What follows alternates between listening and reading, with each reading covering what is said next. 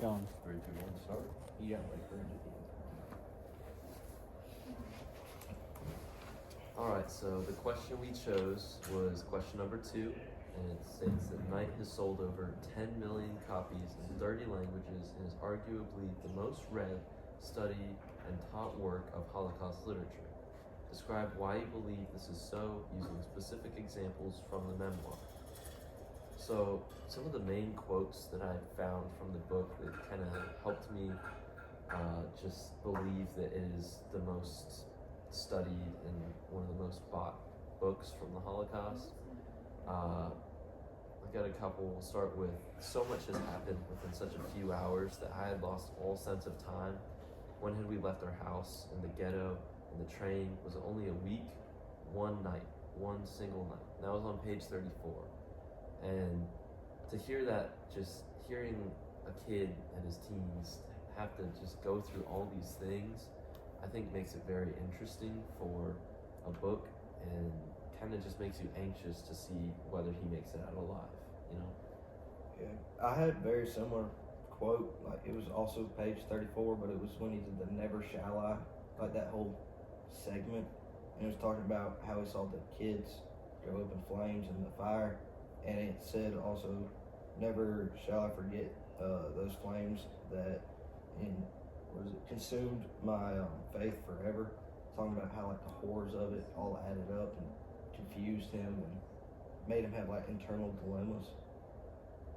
To bounce off that, I had this same "Never shall I forget that night" quote, but I added the part where it said, "Never shall I forget that night, the very first night in camp, which had turned my life into one long night, 7 times cursed and sealed." And I guess what I took from that was one long night and 7 times cursed and sealed was just every night compounded on each other within a week.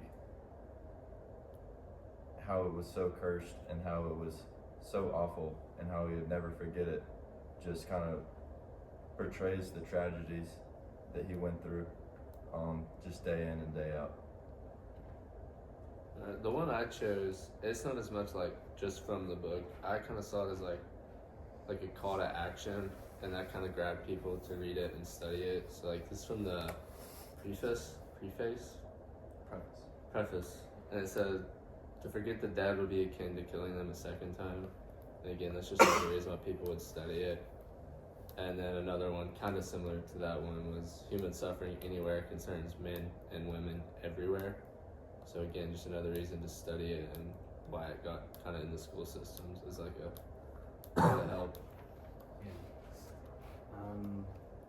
In my essay, I kind of like, there was a few pages in a row, like it was like 63, 64, and like 65, where he just like continues on a tangent of like doubting God as he like experiences death. And one of the quotes I pulled out was, "I no longer accepted God's silence.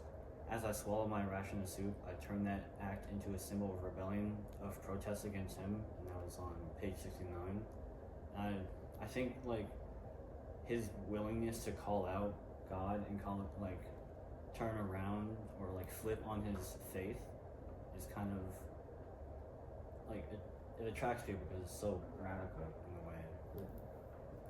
Yeah, so some of the other quotes that I chose from Knight to kind of back this up was, a kid in his teens, a 15-year-old boy, saying that my hand shifted on my father's arm. I have one thought, not to lose him, not to be left alone. And although he didn't know it at that time, but he was separated from his sisters, his mother, and eventually realized that when he said goodbye to his mother and his youngest sister, Sephora, that was the last time he'd ever saw them. But that quote was from page 40, and then I also had later in the book in 76 when you have the hanging of the young boy, and the quote just says, "To hang a young boy in front of thousands of spectators was no light matter. The head of the camp read the verdict. All eyes were on the child. He was lividly pale, almost calm, biting his lips. The gallows threw its shoulder or shadow over him."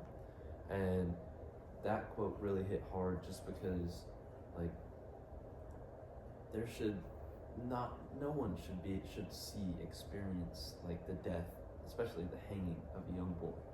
And for the Nazis to feel the need to make sure everyone sees it in the camp, even when they're struggling and they're at their lowest low in their life, it's very hard for especially a kid in his teens to experience that and continue to just push through day in, day out. And that's what, for me personally, made Night interesting, was just Ellie's resilience. But I have another quote, and it's like a very different point almost onto why it's popular. I said that part of the reason it's popular is because Ellie wrote it from a perspective people can like agree upon or see his side in the story. And I talked about him and his father's relationship a lot, because a lot of people throughout the world can say they have a strong relationship with one of their parents. And like when the labor factory got bombed, Ellie on page 60 said, "I anxiously thought of my father," right after they heard the bombs going off. And I think part of the reason he was able to survive as long as he did was him and his father being together and like fighting for each other. I kind of wrote my essay along those lines too, of him and his father's relationship, and how at the beginning of the story it kind of was the center of their survival, him, the father-son connection, and how they bounced off of each other to try to like motivate each other or to keep going when times were hard.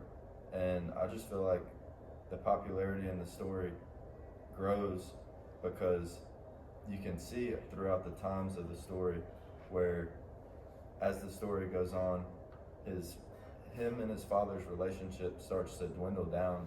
And I feel like instead of that strong connection that they had in the beginning of the story, toward the end you can start to see that, it's kind of like that they're two individual people now just fighting for their own survival.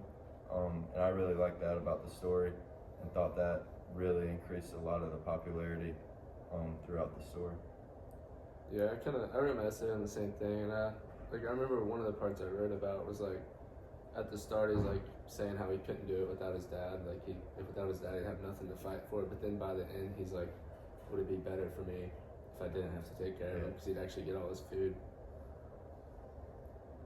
yeah, Kind of messed up, but I understand it. But It is messed but up at the same time. It's messed up, but I mean, if you're trying to live, Yeah, I think like on that point of like father and son connection, like you and Wyatt were talking like how it's strong, Yeah. but it was like strong to the point where when Ellie saw his own father get like beaten, he was like getting mad at his own father for not keeping himself safe. So it's like in a twisted way, it's like caring for his own father. yeah, That was a messed up situation. it was. Definitely unique how, like, day by day it kind of changed, and we don't even get to see the full transpiring of how it was each day, and we just get kind of like a summary overall. But it definitely was like a roller coaster ride with him and his father. Yeah. I wonder if it was like a big shift one day, or like it just slowly got worse. Because like in the book you can't really tell. Yeah. It skips or like dates. it's probably right around when his dad just got like too sick, Yeah. and like kind of knew he was gonna die, so like you're kind of like prolonging it, And I feel that when his dad finally died, and this was a quote, the last quote I had from Night was just, Ellie, he said, "My mind was invaded suddenly by this realization. There was no more reason to live, no more reason to struggle." And although he, felt like, when his dad was getting beat up, it was like, you're kind of doing this to yourself. Deep down, he cares, and he still showed his care. It just, the camps changed everyone so much to where they kind of just had to follow the rules, because they knew that any SS officer could just go up to him and shoot him and kill him, and that'd be it. And it was just a hard reality to face, and